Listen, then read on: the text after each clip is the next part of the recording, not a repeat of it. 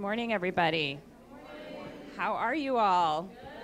Welcome to Twitter. Thank you all so much for being here. I'm so honored to introduce this next panel.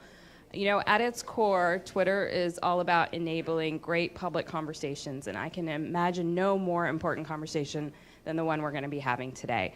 So welcome. I'm Vijaya. I'm the Chief Legal Officer here at Twitter, and I'm just really honored to welcome this panel. So I'm going to introduce everybody.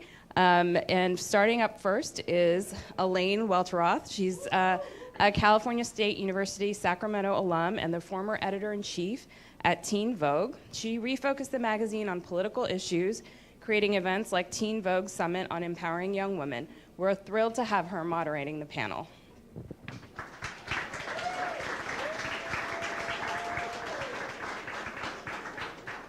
So next up is Daveed Diggs, Tony and Grammy Award winner. He is a graduate of Brown University and a man of many talents. But before taking Broadway by storm in Hamilton, Daveed was a middle school teacher in the Bay Area where he taught poetry and acting and even created a rap curriculum to make learning more accessible to his students.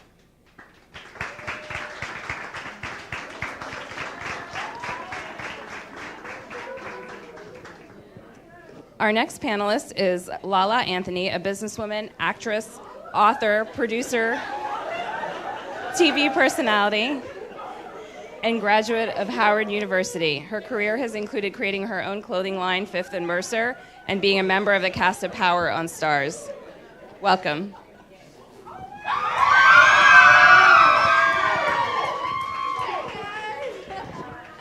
What's up? Oh, this is going to be fun.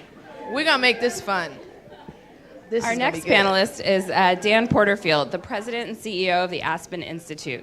While he was president of Franklin and Marshall College, he developed the Next Generation Initiative that tripled the number of low-income students and more than doubled the percentage of domestic students of color. Welcome.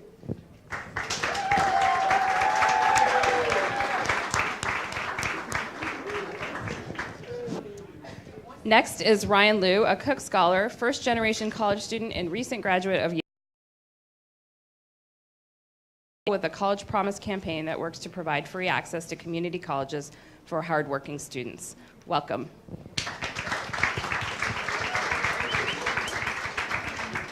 So our final panelist really does not need an introduction from me at all. A graduate of Princeton University and Harvard Law, former First Lady Michelle Obama has a long history of investing in young people all around the world. As First Lady, she focused on girls' education with her Let Girls Learn initiative and also launched Reach Higher that brings us here today. Now, as a private citizen, Mrs. Obama continues to work for youth empowerment, reminding us all that the only limit to the height of your achievements is the reach of your dreams and your willingness to work hard for them. Welcome, Mrs. Obama. Thank you all.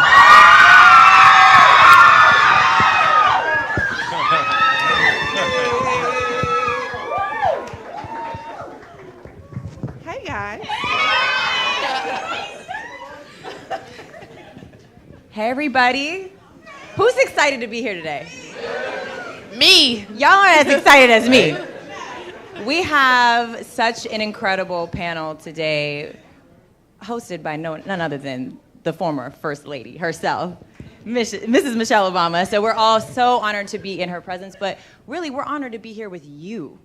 How many of you guys are going to college in fall? Amazing. We need to give you a round of applause, because that is a huge deal. How many of you are first-generation college students? Round of applause. And how many of you feel a little bit nervous about that? You can keep it real. You can keep it real. So I'm a first-generation college graduate as well, and all of us here today are here for you.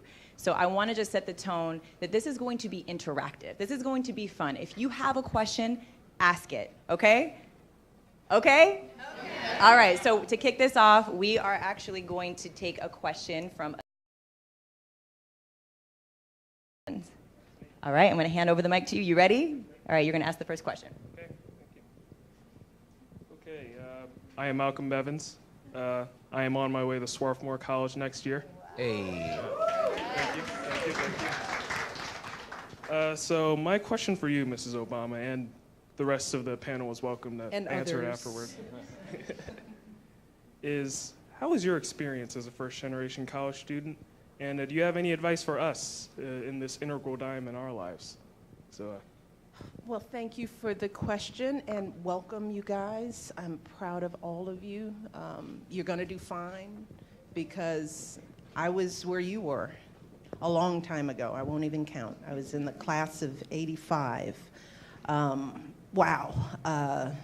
And yeah, as you heard, I went to Princeton University, and going to Princeton, it was an out-of-body kind of experience because I went to public schools. I grew up on the South Side, working class parents that didn't go to college. I was lucky to have a brother, an older brother, who played basketball and was sort of smart. So he went to Princeton and played basketball. He's 2 years older than me. So the only reason I applied to Princeton was because he went, and I knew I was smarter than him.